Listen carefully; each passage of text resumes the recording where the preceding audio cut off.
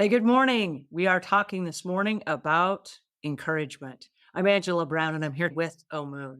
And Omun wrote The Insights and Wisdom of Omun, which is one of two books. If you haven't picked up your copy already, I strongly encourage you to, for the sheer fact that there are a kabillion ideas in here that will make you a better leader, a better person, and a better parent.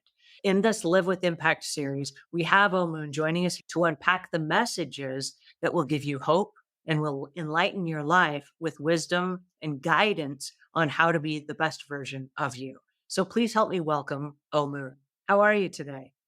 Good morning. It's good to be here. Encouragement is an interesting topic, and you added it to the book. And I'm curious to know your take on encouragement.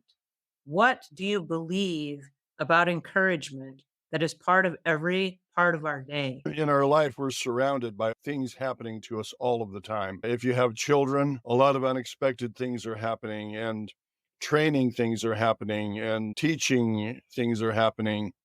And if you're in business, good things are happening, or sometimes you have obstacles or setbacks, or just all kinds of variables are happening all of the time. So, encouragement is the act of offering support and praise and a reassurance that will inspire confidence and motivation and perseverance in whatever we're doing. We're always looking for those verbal affirmations or gestures of support. Someone saying, "Man, you did a really super job," or "You're doing a super job, and I really appreciate what you're doing. What you're doing is meaningful and it's making our lives better." And that encourages us to keep doing what we're doing and making positive impacts. One thing we need to understand is that encouragement is a flow of energy Mm. in its essence.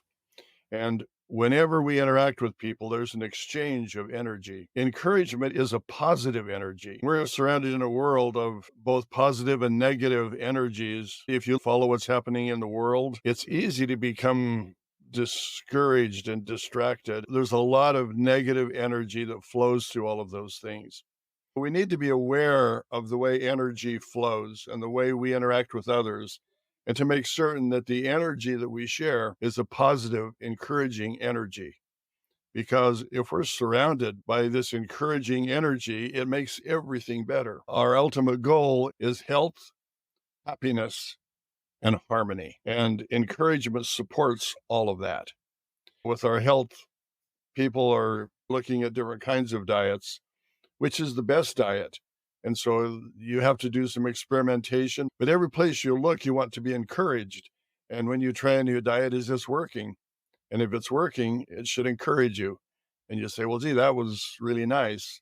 And what I hear you So, saying is that when you measure your results, you then know if something's working. And I think that's a really big part of encouragement. When you measure the results, then you are aware. And when you are aware, you have choices.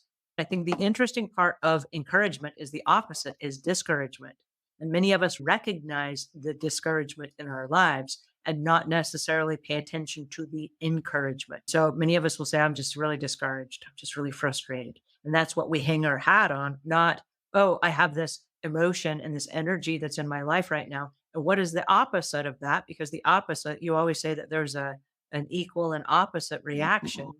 And so if we are discouraged and frustrated, what is the opposite of that? And then go looking for that. yeah, in our normal way of interacting with each other, a lot of times we have created the habits within ourselves to be negative. I've never understood depression or discouragement or being lonely, having 19 children and just having busyness going on all of the time. We never had time to be discouraged.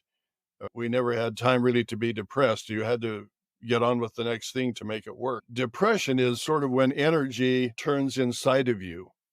And instead of being a current, a flow of energy that goes through you out into your activities, when you become depressed, energy begins to pool up inside of you and it doesn't flow like energy is designed to flow.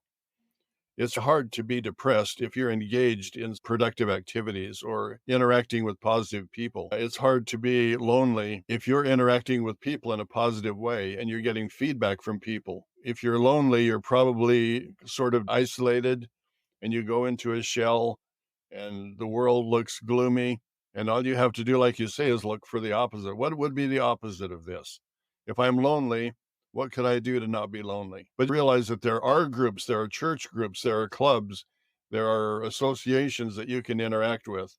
You can get on the internet now and talk to all kinds of people and get encouragement. You don't need to be lonely. You don't need to feel isolated. You just have to reach out and get your energy flowing in a different direction. I love today's message. Thank you so much for spending your time and your energy to not only write the books for us that encourage us and teach us to be the best versions of ourselves, but also to join me to unpack these lessons so that we can then take these and understand a little bit more and learn how to apply those in our own personal lives.